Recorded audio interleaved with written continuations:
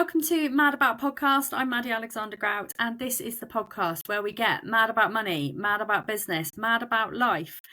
We talk all things business, money, and neurodiversity related. And I'm so excited to have one of my favourite clients join me today, the lovely Beth Thomas from Unbound Mind Coaching. Beth helps ADHDers to basically ditch the perfectionism. She helps people to ditch internalized ableism. She helps people to show up confidently and be in line with their minds whilst not burning out. And I love working with Beth because we're so similar. You can tell we're even matchy with our hair today, which was not done on purpose, but we love it. So, Beth, welcome to the podcast. It's been a long time coming. I think both of us at one point thought that we'd already recorded a podcast episode, and we're so ADHD that neither of us talked to each other about it. At least once, absolutely, yes. We actually never did record one. Yeah. So today is the day that we're going to talk all things. And I'm really excited because we just get on so well in everyday life anyway, that it's just lovely to have you on. So Beth, tell people a little bit about you in your own words. Thank you. Firstly, thank you for having me, and what an introduction. I sound really cool, which is so exciting. You are really cool. I only have really cool people on, so I love that. I'm part of it. Amazing. So, I'm exactly that. I am a late diagnosed recovering perfectionist, I like to call myself. Neurodivergent myself, formally diagnosed ADHD, on the wait list for autism. And I like sort of giving that little intro because I know that it's quite important for some people, not so much for others, but at least then we're being transparent and people get that awareness. So I help people to do already what you have beautifully introed. I help people with their limiting beliefs, their perfectionism, their internalized ableism, all of the things that they have learned somewhere along the way that gets in the way of them feeling like they can accept and love themselves. I particularly specialize in working with adults. So it's absolutely what brings me joy. I love it. Around that, I'm also a keynote speaker. I'm a consultant for organizations. I offer training for neuro-inclusive practice in the workplace. I am a loud and tenacious advocate for inclusion. And I am also a very, very proud dog mum. That is another very important point. Nice. The last podcast guest we had a dog as well. What dog have you got?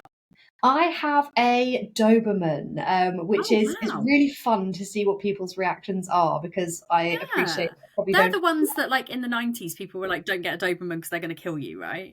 Pretty much. They're like the stereotypical baddie in every single film where there is a villain. The villain will absolutely have a guard Dobie, which is really hilarious because if you then actually meet mine, it's a little bit like us neurodivergents, just breaking stereotypes all the time. So mine might look a little bit scary. He does get scary points, but his favourite thing in the world is bubbles. To the extent where I literally have a bubble gun here because one of his favourite things to do that I do in between my sessions is just play with some bubbles or play with his rope toys. And he's adorable. Oh, I love that. I love that.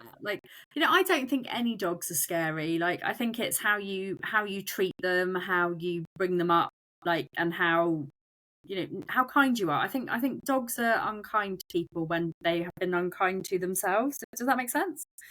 Complete sense, and I completely agree, because dogs again are a really brilliant reflection of the environment. So if they learn certain things, then they absolutely will act within their survival responses. And I think it's really difficult for us humans because we tend to humanize their behavior first and foremost, and then we act really surprised when they don't respond as we would expect maybe a neurotypical human to respond. And I think that creates a lot of conflict that maybe doesn't need to happen so much. Don't get me wrong, I would not recommend any sort of random person go and get a Dobie. They are hard work. But if you have the time and the kind of drive to put into that, they're the most amazing creatures. They're so fun and so fulfilling to have. Oh, I love that. Well, it is absolutely fantastic to have you here. And I can't wait to hear your story because like we've had lots of different chats about various things. Yeah. And I definitely want to delve deeper into the perfectionism, the limiting beliefs, and of course, internalized ableism. Because I don't think we've really talked about that so much on this podcast. I feel like it needs to be covered. But before we do that, I'm going to ask you the question I ask everybody that comes on this podcast, which is, what is your money story? Mm.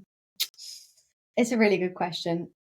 And I'm glad you asked me. And I'm glad that you ask it on your podcast because I think it's something that tends to be quite, what's the word, taboo in our culture.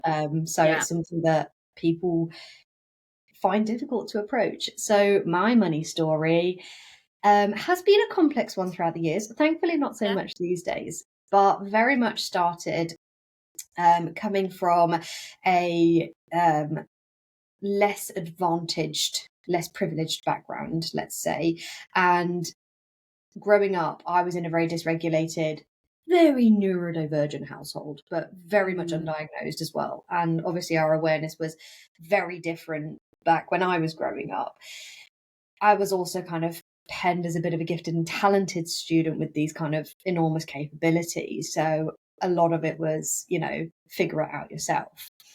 And when I was a lot younger, the attitude was quite polarized. So on one sort of side of parent, it was if I've got it, you can have it. If I don't, you can't. But there was no concept of kind of budgeting. Budgeting was boring. Yeah. And it was very kind of haphazard. So it was kind of constantly, you don't know what you're going to get, but you might get something amazing, which is going to be really fun, but it's going to burn bright and it's going to burn quick and it's going to be over Yeah. quick. But then the other parent was very much like budget, save, be sensible, kind of like constantly trying to like follow the impulsive side and be like, let's maybe just try and put some blinkers and barriers around this. And it was kind of this constant push Yeah. pull, and I was very much in the middle.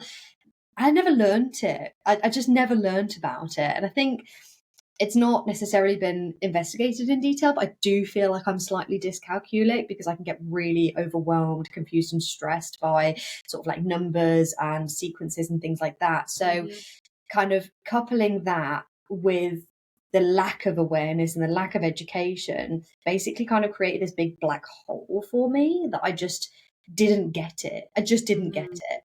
Now, as a gifted and talented student that is supposed to get everything all of the time, that created very early on this huge limiting belief and an enormous amount of shame. Like shame because I should be able to get this, but actually I can't. And so what I did throughout the years was just kind of compensate a lot of the time. And I do remember a lot of my years growing up just feeling really embarrassed that I didn't have the same opportunities that a lot of my, let's say, more privileged kind of friends and students and peers might have. I lived in quite an affluent area. So, I went to school with people who like played lots of musical instruments, had horses, did dance lessons, all sorts. And, this was all stuff that I would look at and be like, oh, I really want to do that. And it also would create a bit of conflict in the family as well, because, me being undiagnosed, impulsive, wanting to do the new shinies, being like, Mom, Dad, I want to do this. And they'd be like, we can't, sorry, but it's no. Created a lot of frustration, a lot of shame. So it was kind of handed down as well as developed and just didn't really make for a great conversation. So that was kind of a lot of my story growing up with money, and then went on, of course, to create that belief of it being a really scarce resource. And coming from a working class family as well, which I'm very proud of, it also created that belief that you must work for your money, you must exchange your time for your earnings, your income, therefore creating a ceiling, of course. And that was very much the sort of perspective that felt set out for me.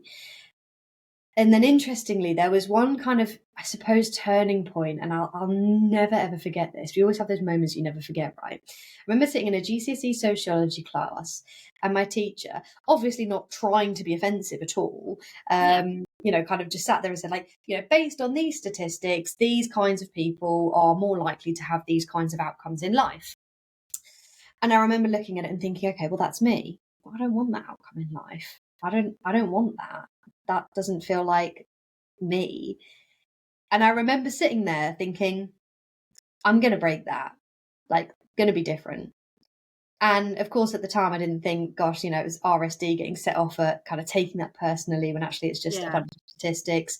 I didn't think at the time that, I'd be looking at breaking some of those barriers going on by becoming an entrepreneur and doing what I do now. But I do remember just sitting there with that level of discomfort, being like, nah, that's not for me. I'm going to be different. I'm going to do things differently. Obviously, the time that elapsed between that point and today, we've made plenty of mistake along the way. Make us a man or something like that. Right, absolutely. In which case, some of us might be the manliest of men out there. But I wouldn't change it for My the world. muscles, you can tell. Look at these mistakes.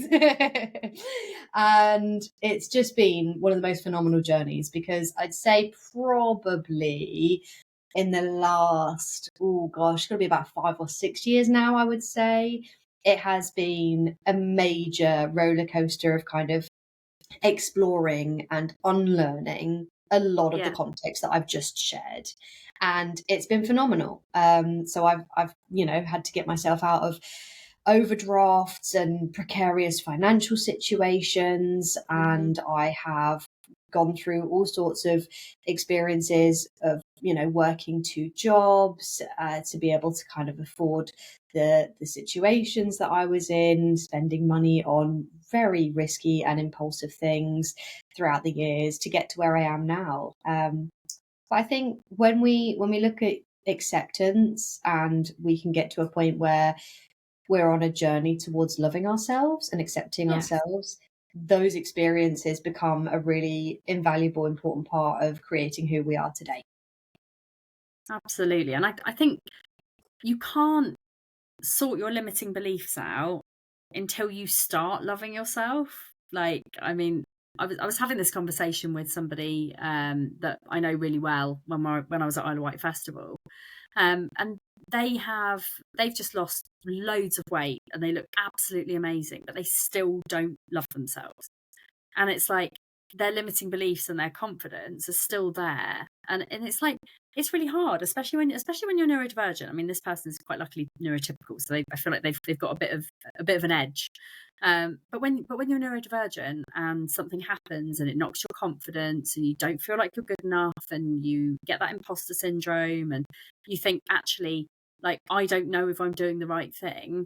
Like, anything that happens when it comes to RSD will knock you so much to the point where actually the limiting beliefs will just come. Like, and I know, as somebody who struggles massively with RSD, that, I have those periods where, I think I'm not good enough. Who am I to be doing this thing? Like, who am I to go and write a book? Like, why would anybody want to read the shit that I wrote? Turns out quite a few people do, which is quite nice. But I had that thing. It was like coming up to launch day, and I was like, I can't talk about this book. Like, and I've still, to a certain extent, got really bad blocks about talking about my book, because there's a certain part of me that's going, I'm not good enough to get this success, and it can be quite difficult. But I do love myself more than I would say the next person, like, not in a self-indulgent, like, egotistical kind of way, but I love who I am, and I'm really happy and comfortable and confident with who I am. And if anyone else doesn't like it, fuck those guys. Like, literally fuck them, because I'm like, I'm just me.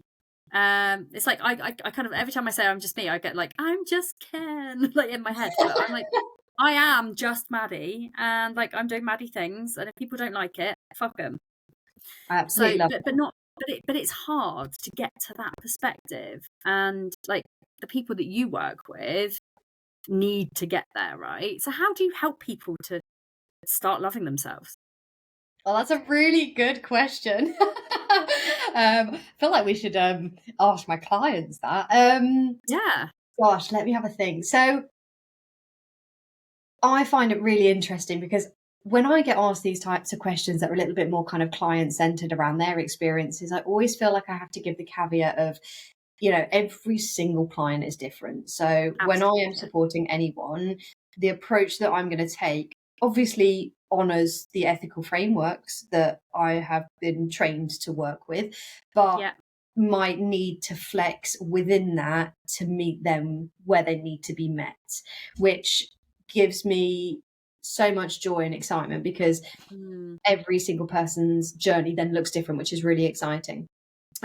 But one thing I did want to say before I delve into that, I just wanted to take a moment to really validate something that you've shared, because I Mm. don't think, in my experience, that people understand enough what that journey actually looks like. So the journey that you said there about you now love yourself. And it's interesting that you also have to add the caveat of like, oh, but not in a self-indulgent way. Mm. Right? Isn't that really interesting that we as a society still feel the need to kind of say, no, I can love myself. That's okay. That's healthy, as long as we're also making sure we're not egotistical.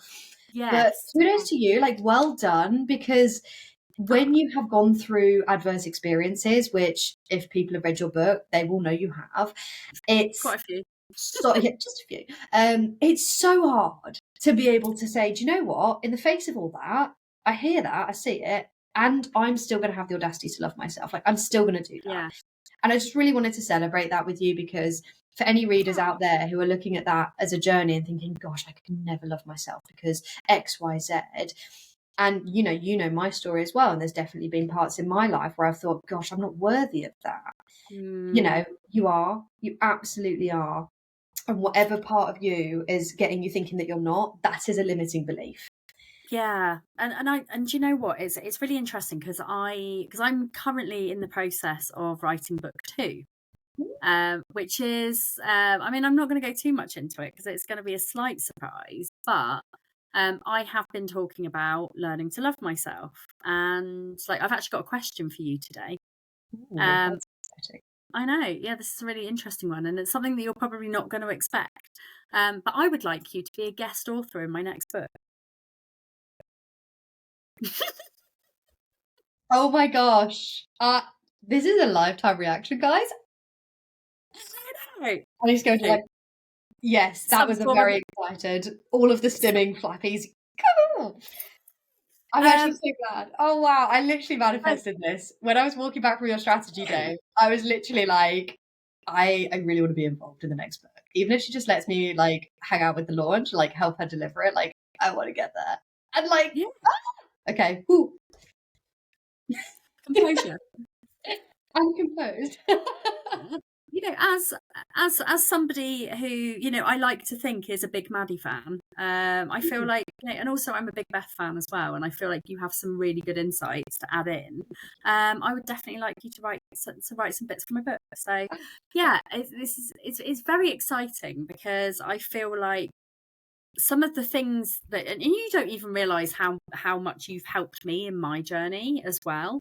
You know, just from me coaching you and you talking to me about the things that you do has actually made me understand myself a little bit better, and like I love that. So Oh, that's so cool. I love that. And full transparency for anyone listening to this, I'm going to be really honest about a limiting belief that I still, wrangle with at yeah. times, and it's very much the not enoughness. So Oh, sometimes I have a proper like mind what moment when someone like you says that to me, and I'm like, really? Wow, that is so cool. I mean, I feel incredibly humbled and honored, and yeah, what a beautiful thing to be able to hear, because sometimes I do have experiences and phases where I think, gosh, have I done enough? Have I shown up for that person? Have I really actually helped them? Am I really good at what I do? And I'm you are saying though. this because Yeah. people need to hear it, because I don't know if you find this as well. A lot of people who are maybe like just a couple steps behind in the journey because they haven't started it or whatever reason, they look at people like us and they think, gosh, you know your stuff, you must not have these issues, or Mm, this must not phase you anymore. And I think a really important part for me to make sure that I'm still operating authentically is to be able to sit with that, recognize it, and take those moments to validate and say, actually no, very much still have those experiences. And I think in a similar way, you do that with things like your PMDD and a lot of the advocacy and awareness work that you do around some of those experiences. They're so powerful for people. So Yeah. And powerful. do you know what? Like, just because I'm a six-figure business owner doesn't mean that I don't have days where I absolutely flap. Days where I go into myself, days where I think I'm not good enough. Like, I have been, like, and you might have seen on my emails if you're on my email list, I've been in the messy middle for like 6 weeks. 6 weeks of shit, basically, I've been going through, where I haven't known who I was. I've been really confused. None of my messaging was working. And, as somebody who teaches people how to nail their messaging, you would have thought I would be better at this. But it's one of those things where, like, you can't fix yourself. Sometimes you have to get other people externally to validate.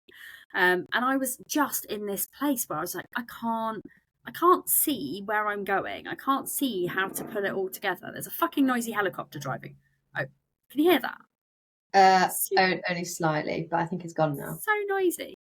I live right near the hospital, and the air ambulance has a thing like it where it's. But it was really cool actually. I was in A&E with Harry on Monday.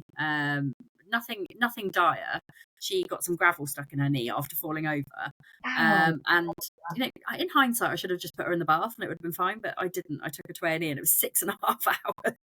We went down at like 7:45 and we didn't get back until like 1:45. It was like fuck. Oh, But yeah, but we did get to see the air ambulance landing on the roof of the hospital, which was quite cool. that is really We were all like, oh, this is really fun.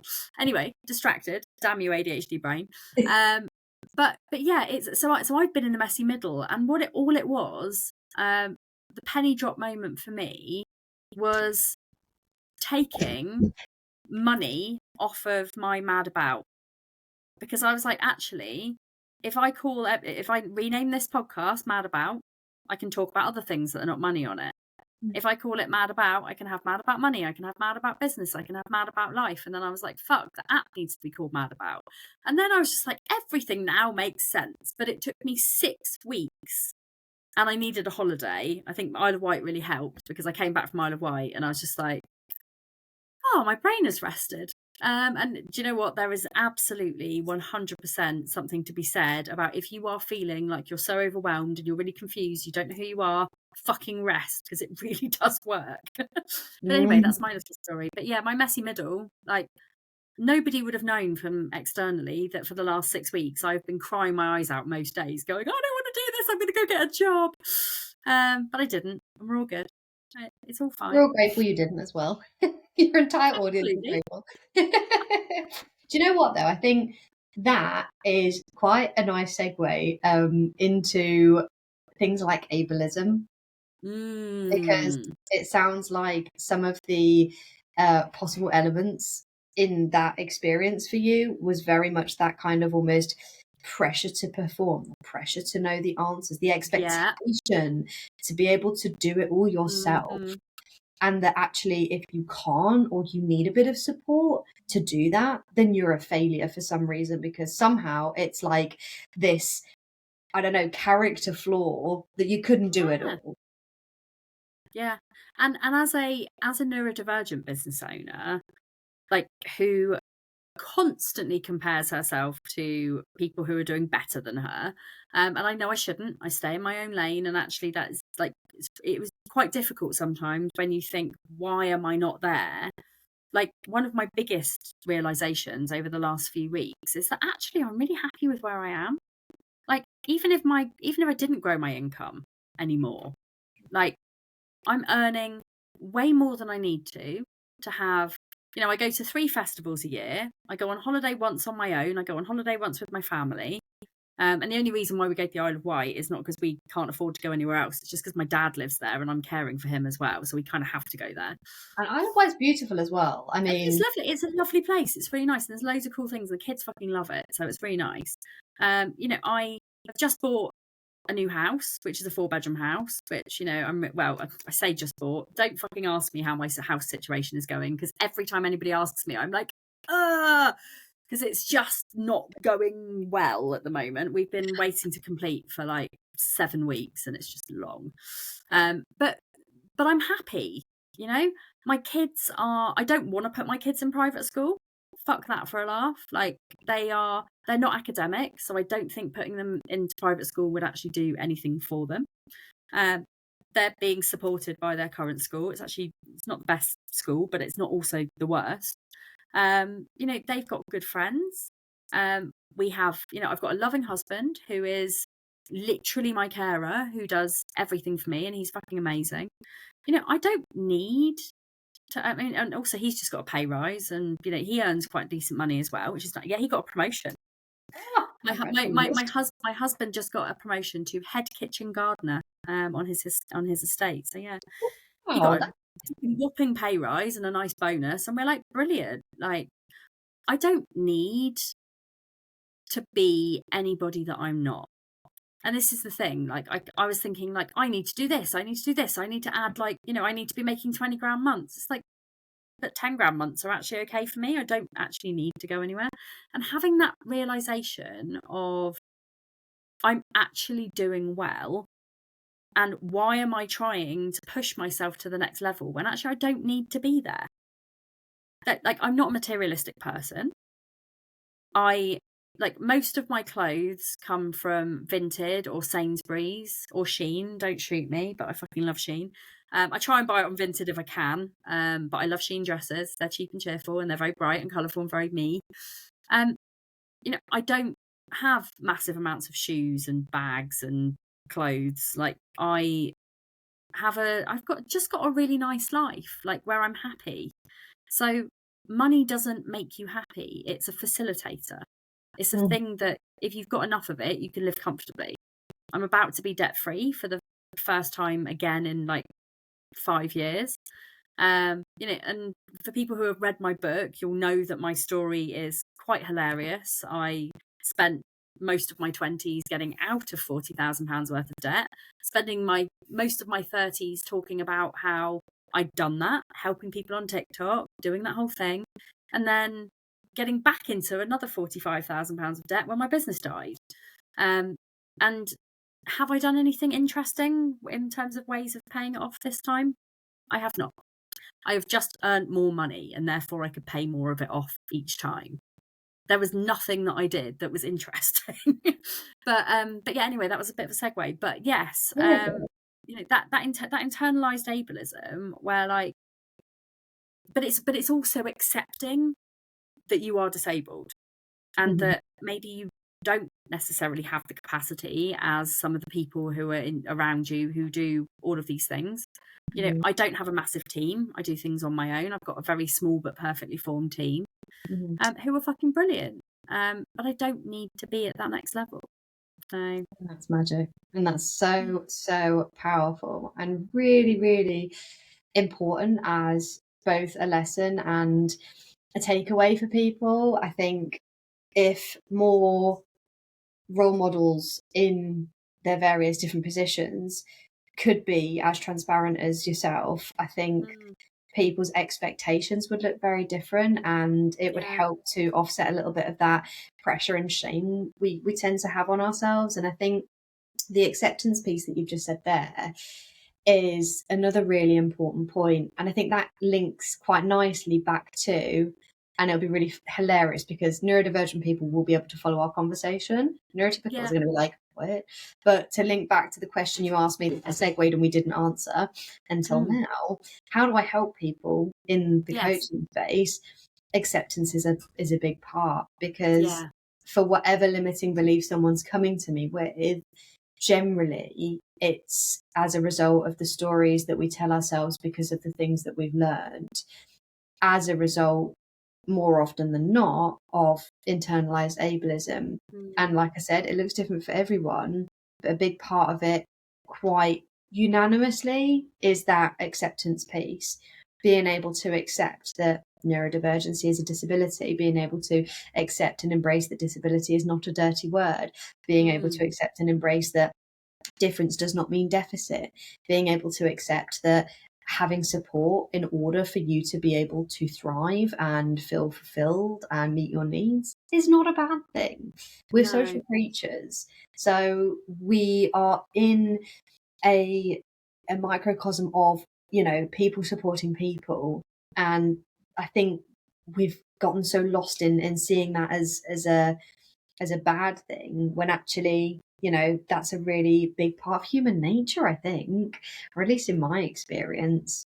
Yeah, it is. Like it's a weird one. I was talking to my husband the other day about the fact that my mobility has got quite bad. So I'm hypermobile and I've got really painful hips. And if I have to stand for long periods of time, if I have to queue, and yes, this is not me saying I need help to get out of queues. As an ADHDer, I fucking hate queuing anyway. Yeah, But worse. you know, I've got my disability lanyard, and I was thinking like it's actually about time I actually registered myself as a disabled person, because I've got struggles now. Like Isle of Wight was one of those things where I genuinely was like, I need to not be queuing for this toilet. I need to not be queuing for these showers. Like, and I went and spoke to the people who were running my campsite, and I was like, this is, I said this out loud. I was like, this is really embarrassing. And then I thought about it after. I was like, why the fuck did I say this was embarrassing? But I said, like, I'm disabled. Like, I don't look disabled. I know I don't look disabled. But I've got really bad mobility problems. I've got my disability sunflower lanyard. If you want to check it, like, it does say on there that I've got mobility issues. I didn't apply for a disabled pass. I feel like I probably should have done. And they were like, don't worry, you can use the disabled facilities. Like, there's a disabled shower. There's no queue for it. I mean, it was a sweat box. But it was really nice. They were super supportive and they were really lovely about it. And they were like, oh, do you want us to walk with you to go and get a disabled band from the box office? And I was like, oh, no, it's fine. It's just here. Like, you know, I just don't want to, like, I just can't stand up for long periods of time. And then I thought about it afterwards. Like, I should have just fucking said yes. Like, why is it that I'm finding this embarrassing? And then I was talking to James about it, and I said, look, I'm at the point where I feel like I might need a stick. And he was like, you'd lose it, you'd forget it, you know, it wouldn't go anywhere. And I was like, I don't think I would, because it would be in my hand, because I need it. I need it to lean on. I need it to walk. Like, this shouldn't be something that I'm upset about. It shouldn't be something that I'm embarrassed about. It's my health, and it's something that's really impacting me at the moment, like really badly. But I feel like it does draw attention to my disabledness that I'm still not entirely sure I'm that comfortable with, which is interesting. Fascinating. And that is a very vulnerably shared, thank you so much for that, example of ableism at its finest, doing its thing, telling us that there are certain types of human being that are more of a gold standard to work toward. And anything that doesn't fit into that neat and tidy and, let's face it, completely inaccessible box is shameful, embarrassing, something to be kind of hush-hushed or squeezed into the corner, or don't really talk about it too much, or don't bring it up. Don't stand in that power and say, I'm disabled and I'm still a valid human being that has absolute worth to take up space here. Yeah. I mean, And I have that thing, and I'm sure that so many other people who are listening to this podcast will be like, I'm not disabled enough. And that is such a big thing when it comes to internalized ableism. Like, huge. I'm like, I haven't ever applied for PIP because I'm not disabled enough. But I am. Like, it takes me an hour and a half to get out of bed in the mornings. I can't function without somebody helping me to get dressed. I can't cook my own meals. If I'm on my own, I just don't eat. And it's really hard. But I don't admit that very often because I still feel like I'm not disabled enough. And that's society, isn't it? It's hard. Absolutely. That is ableism working its best within society, telling us that actually, if you are within that world of experience, then you shouldn't speak loudly about it because it's not acceptable, or you have to hit a certain critical point to be enough of that thing in order to take up space there and own that identity. And I think that speaks largely to that scarcity mindset that I think we as a society have a lot of, as well as we as individuals and sort of family units and work units can have as well. You know, there's not enough, or you're not enough in whatever way. And it's another limiting belief that can just be so debilitating. Whatever angle you're coming at it from, or however it's impacting you in your personal life, you don't feel disabled enough. I might not feel good enough. The next person might not feel intelligent enough.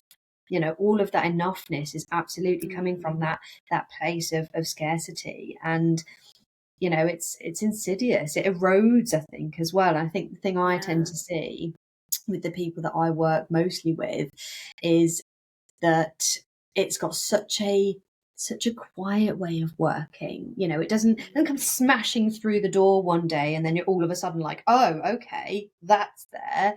It kind of quietly creeps and takes up space by sneaking everywhere, so much so that you kind of don't even notice it until it's gotten to a point where it's so ominous that you couldn't see any differently. You can't see through it because it's everywhere, but you never noticed it come. And I also think that is where our perfectionism comes from, because we are trying to live up to the standards that we've never quite hit because we're disabled. And then it's like, oh, like I have to make this thing that I'm launching absolutely perfect before I launch it. I have to make this perfect before I can sell it. I have to be perfect before, so I've had this really big limiting belief, and I'm going to again be really vulnerable with this and be really honest. One of my biggest limiting beliefs, and I've always wanted to go on this morning to talk about my journey and to talk about the book. One of my biggest limiting beliefs is that I'm too overweight to go on this morning, and people won't take me seriously because I'm overweight. And that's I've actually recently come to terms with the fact that I'm okay with how I am as well. Like, I mean, as somebody who can't move, people are like, oh, eat less, move more. I'm like, well, I can't move more because my hips are fucked. And actually, exercise is incredibly painful for me. I've got arthritis in my toes. I've got all sorts of things. And it's like, I have been eating better, and I'm very slowly losing weight. And it's thanks to the lovely Naomi Holbrook. Give her a bit of a shout out. And she's helped me to understand a bit more about my metabolism and about nutrition and supplements. And, I've lost loads of weight off my chin and off my boobs. I've got very gapey bra going on now, but it's that thing. It's like, actually, I don't need to be perfect to go on TV. I don't need to be perfect. I've always said I've got a face for radio anyway. But it is that, it's that thing where and the people pleasing. That's also something where I'm like, I need to be perfect. I have to please people. And having that realization where it's like, I'm Maddie. If you don't fucking like me, you can fuck right off, is a really good place to be, because I'm finally owning the fact that I am me, and that's important. I'm so happy for you. That's so powerful. Congratulations. I'm really, really happy. And I'm also really excited to see if you, having done that, paves a way for other people who can resonate and relate to you, make that feel possible for them.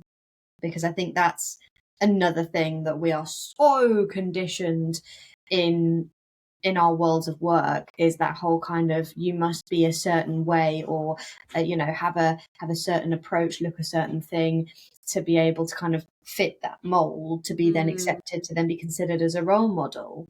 And all of the time it's just so unattainable, it's so unrelatable, and it's so impossible. And I totally resonate with that. I spent so many years fluctuating throughout all of the different weight categories, constantly having a really destructive and dysfunctional relationship with it.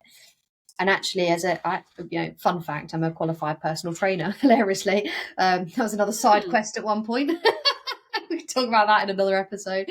But as a personal trainer, there was this immense pressure to kind of look a certain way because you were in that industry. And to be honest, the reason I left it was because I didn't believe in it.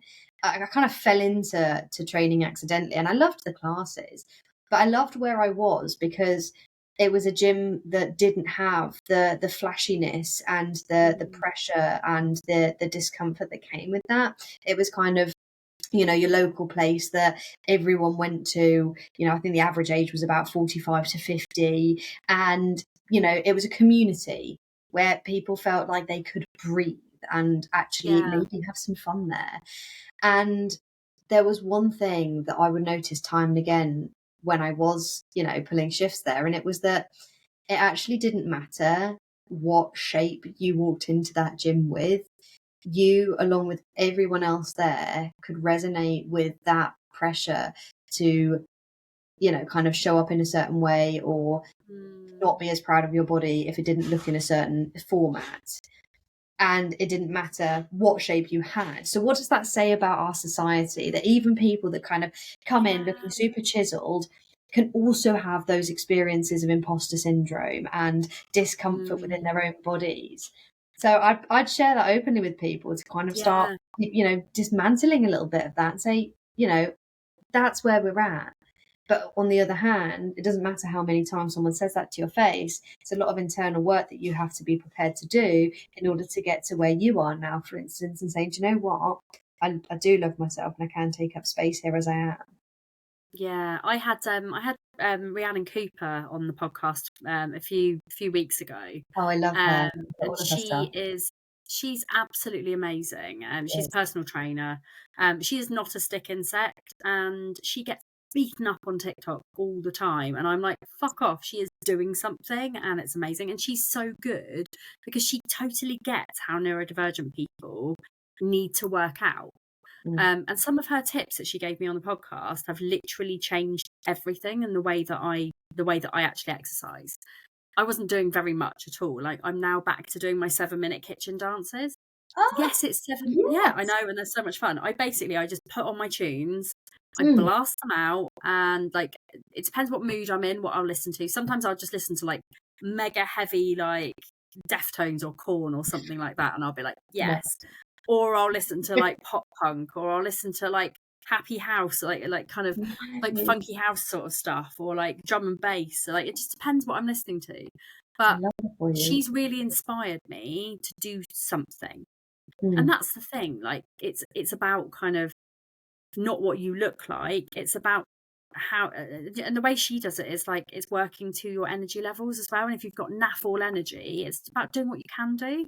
And I am so in awe of the fact that she shows up and she gets so much shit on TikTok, and it's really not pleasant. It's like I feel like, and I get really really bad justice sensitivity here, like when it comes to like people who are in my membership and people who are in my world, and I'm like, don't fuck with my people. So I'm Right. constantly on her posts going, fuck off, that is not appropriate, do not say that. But like, as far as like personal trainers go for neurodivergence, I don't think you can get anyone better. And like, she's absolutely fucking awesome. Big shout out to Rhiannon Cooper. Go and find her. Like, just love her. 100%. We But love that girl. Yeah, yeah, absolutely. And I think that but again we is another reflection of the warped, you know, kind of like expectations that we as a society have that somehow gives us a right to just troll people if they don't fit into that mold. Like, what is that about? yeah, And I think the piece you picked up there about the justice sensitivity as well, you know, in our community, that's a big deal. don't come for my people. Like, do not come for my people, because I am like Mama Bear and I will fucking crash in and be like, no. Yet another reason why you should join Invisible to Influential, because I've got your back. Absolutely. But you know, having said all of that, you know, there is that we are always going to struggle if we don't think we're good enough. So like, how can people start feeling like they are good enough? Oh, that's such a good question. So I always say curiosity over judgment. And Mm, also putting it into context and perspective is really useful. So again, it's that whole perfectionist piece that comes in and thinks, okay, you know, I'll get curious about this. Apologies if you can hear my dog barking in the it's background. all good.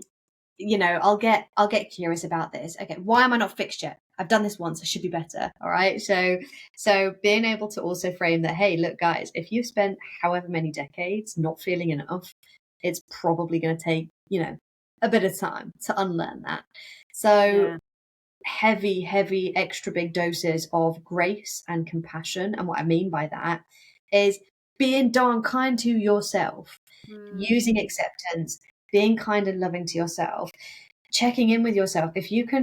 if you can start recognizing the narrative that comes in and like those really harsh words or sentences, and ask yourself, oh, would I say that to someone else? Would I say that to someone I care about? If the answer is no, then don't say that to yourself either. Treat yourself as if you were also somebody that you cared about, because that will help, start kicking you on that path to acceptance and embracement. And remember that, these things do take time, because you've built neural pathways over however long that your brain will be really, really sort of like embedded into. So yes, it does take a little bit of time to rewire that, so that you're in a place where the other thing becomes much more natural. So recognizing it is a huge first step, right? It's kind of that whole conscious competence model. You don't know what you don't know. So let's start with the curiosity. Start with compassionate curiosity. When you can recognize some of those features that you might like to change or see something a bit different, pattern interrupt it and choose to say something kinder to yourself, or to act in a kinder way, act in a more loving way. And sometimes when that's not possible, still be kind to yourself, right? Which is a bit backwards to think about, but it's being able to practice being kind to ourselves as if that is something absolute core that we need to be doing in order to make everything else feel, that bit nicer. And also, that's not me saying or enabling in any way us to go and do said unhealthy or soothing things. Like for years I'd be like, oh, I'll go and be kind to myself and I'll go and have a smoke and a drink. No. Being kind to yourself looks like saying nice things about yourself, prioritizing self-care, allowing yourself to rest, doing what brings you joy that is, within those kind of healthier parameters, saying no if it helps you protect your energy, working out what your energy management protocols look like, working out where your boundaries are, asking for help, embracing and accepting help. All of those things will be elements on your journey that can help you towards that level of self-love and acceptance. Fucking love that, Beth. Like, I mean, and also just, on those notes, cutting out, not necessarily cutting out, but cutting down on those behaviors that actually you feel are soothing, like the smoking and the drinking. Like, me going, like, I've noticed a really, really, really big difference in me coming back from Isle of Wight this year. It's been my first like properly like big weekend away, properly sober, not smoking, not drinking, not resting when I needed to. So like my FOMO, normally I'll be like sat around the campsite because everyone's having a good time. I'm like, I don't need to rest. I had two 3-hour naps when I was at Isle of Wight, and they were fucking brilliant. And just coming back feeling refreshed and energized rather than fucking knackered has made such a difference. It's been really good. So yeah, it's interesting that you said that. But also, there are so many links to your money when you think about people pleasing, limiting beliefs, internalized ableism. Like, all of these things really do impact how your finances work. So big. So like, how do people come and work with you? What's the best way to get in contact? That is also a good question. Well, I am super, super excited that with your incredible insights and guidance, I am currently working on some very exciting things. So coming up in September, I'm going to be looking for some testers on my new program, which is going to be a more accessible way of working with me. And it's a program very much designed to help educate and coach. So it's a bit of a hybrid situation. To educate and coach any of the users on all of the things that I notice come up in the coaching space the most. So if you don't want to, or you're not ready for whatever reason, the one-to-one support that I offer on a one-to-one coaching basis, then maybe the program's for you. And like I said, I'm looking for some testers. So if you want to get on the waiting list, give me a shout. I'm on Instagram, I'm on LinkedIn, I will be on TikTok. And You I will. am on Facebook. So search Unbound Mind Coaching, Beth Thomas, and you will absolutely find me on one of those platforms. And I always say, contact me in the way that works best for you. Yeah. WhatsApp's probably going to be quickest, not going to lie, it's more direct for me. So absolutely pop me a WhatsApp. We'll jump on a discovery call and get you to where you need to go. Love that. You have been an absolutely incredible guest. This has been a really good conversation. I've enjoyed every minute of it. Everybody go and follow Beth. She is amazing. I'm so proud of you and the work that you're doing, and like stepping out of your comfort zone, launching this program. It's been amazing to work with you on that as well. By the way, I'm a business coach. If anybody wants information on how I can help them to grow, how I can help you to grow your business, I do take one-to-one clients. I haven't got much space available, but I've got a little bit over the summer, so come and hang out with me. I'm also about to launch the Mastermind. So the Mastermind is a mastermind program for neurodivergent business owners to help you to get out of your head, help you to get unstuck, and help you to grow one step forward every single day. It is a small program, so you get lots of me. It's the step before my one-to-one coaching. So again, a bit more of an affordable way to work with me. And if you want to just have a little bit of excitement and be in my world, £20 a month, Invisible to Influential is the membership you need to join. But you can also, download the app for free. Mad About app is free. Go and check out my bios. If you have enjoyed this podcast, hit the subscribe button, share it with your friends. I think this has been a really insightful episode. Can't wait. I think we're probably going to get Beth back on, especially she's going to be in my book now. Woohoo! I'm so Very ready. exciting. So yeah, we will see you all next time. Thanks for listening.